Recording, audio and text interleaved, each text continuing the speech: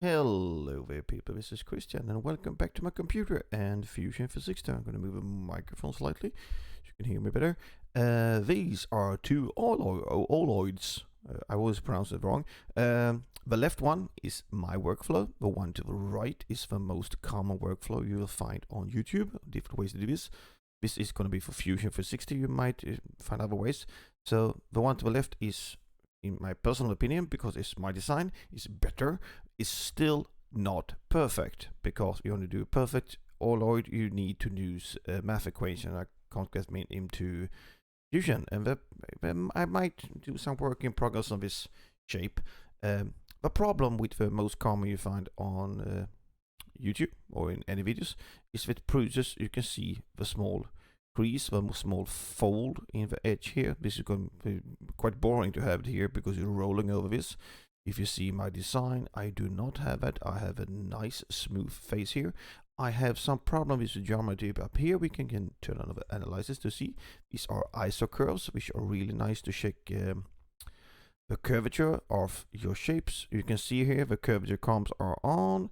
They are nice and following around. The problem is that they are not really connecting correctly here. You can see they are they're like in an angle. If I'm not totally wrong, all of these should be nice circles, and also the isolines here. See, you can see they are not really the way I want them to be. I would like to have these.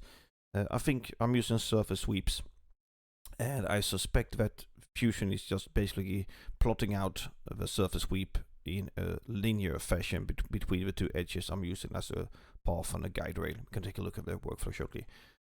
So there are some problems, but the most common version you find on YouTube or in videos are slightly more problems. These are the curvature comps that are changing a lot, and that creates the crease you see, and also gives you a bit of a bad volume. Let's have a look at that.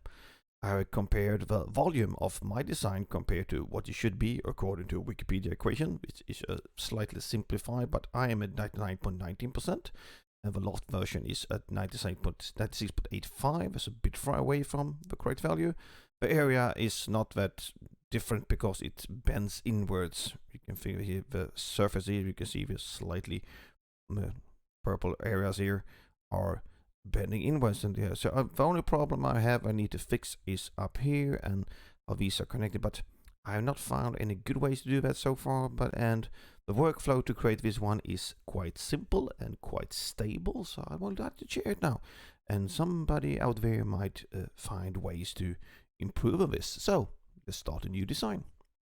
I will not save because I'm a wild man. Not true. I'm going to start by creating a component at least. Always start by saving your file. We start the autosave function, but I will not save this file anyway, so I will not do that. But if you start the design, start by saving, get the autosave running. We have created a component, Oloid. We're going to create a sketch. I'm going to create it looking from the front to start with. There are some geometry with Oloid. I will not go through all of it. You can find everything on Wikipedia. But we need 3 radius. The radius of a circular part. We're going to have a look. So I'm going to do 3 radius. 1, 2, and 3. Basically 3 lines that are parallel. And I'm going to make a small trick to make it more visible. I'll make a visual construction line. I'm going to make a visual construction line. I'm going to window select all of them until Fusion. I want them to be equal. I'm going to use a midpoint constraint. Do the midline here and put it down here, and now I'm going to do a dimension all the way here. So this is going to be, let's do it 120. I've done it for a while. So the dimension I'm putting in is from the point out here all the way out to here. So that's how I dimension the Oloid. So going to be 120 millimeters from edge to edge. I do this construction, non-construction, it's a bit easier to see. Now we're going to start the rest of the sketch. L over keyboard to start the line command. We start with the line here, we go up, and we just hold down the mouse button to get the arc started, and there's going to always be a tangent arc, and hit this point. We're going to do a coincident between this point and, no, I want a coincident, I'm just hit wrong, between the center point of arc and this point here, and we should have post sketches, a fully defined sketch. And now we're going to do a line, going to make it construction line. From here, perpendicular up or horizontal or vertical like that, and we're going to use the break command. Breaks. We're going to break this arc here so it becomes 2 arcs like that. If you have a look, you can see it's now 2 arcs. We're going to finish. Yes, we lose some constraints, I know, but it's still a fully defined sketch. We're going to create a second sketch. Looking from the top now. Turn over slightly so we can see things. Going to project in the outer 2 points. And this point here. Hit OK. Start the line command. We will basically do the same sketch but mirror over. So we start with a line here. We go over, hold down the mouse button, over to here. I'm going to finish the line. I'm going to tell Fusion that I want a coincidence between the center point of arc and this point. I'm going to make a line, the same as earlier from here, straight out. I'm going to turn that line into a construction line, and I'm going to use break. Once again, I want to break this arc into 2 arcs. We lose some constraints, yes, but we had 2 arcs and everything is full line. We're going to hit finish sketch.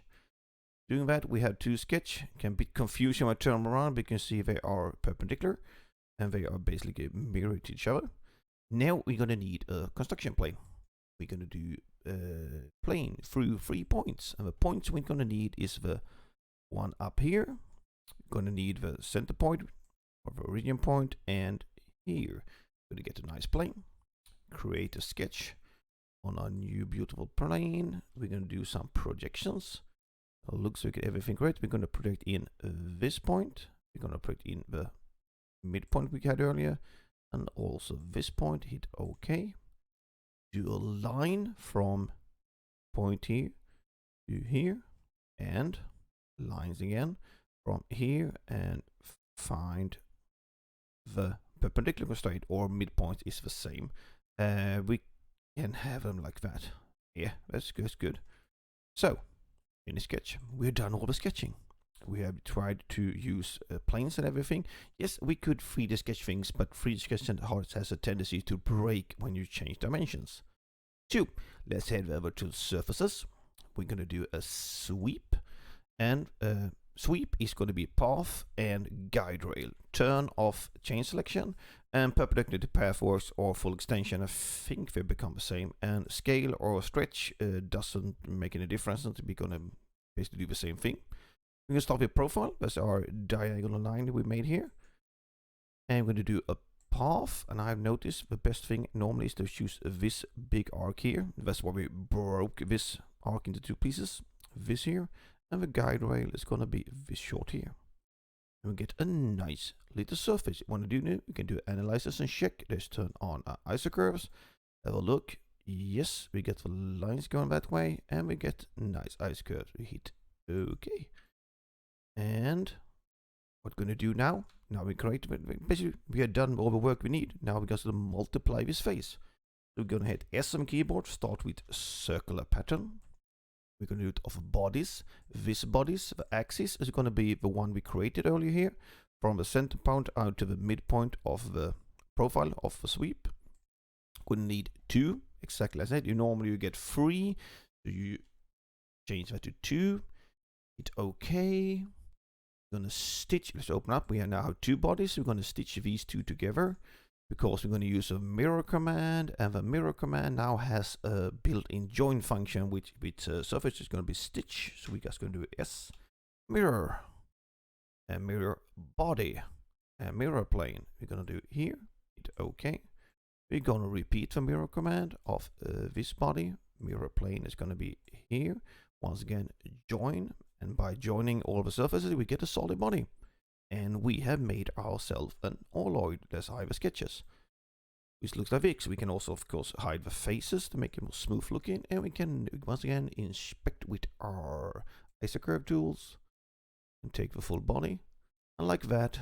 And this is the best way I have found to make an Oloid. If someone was to take this workflow and improve on it, in fact, I found ways to manipulate how this spread out of the surface sweep works here. Feel free, just play around, do whatever you want. We can also do a small check here to show dimensions. If everything works now, we should be able to change this to like 200. see if my model is correct. And I can't get it. It gets a bit confused sometimes. This is so it's not a super stable workflow. I thought it would work. Sometimes it works. It's depending on a lot of things. So you need to design the dimension before you start designing this. And I noticed that this workflow has worked better and worse during updates. So I think there are things going on with surfaces within Fusion when we update models or update the software. But I'd hope this is the best I can do. So I hope you can take this. I will maybe do some more work on this. If someone has some good ideas, please leave a comment.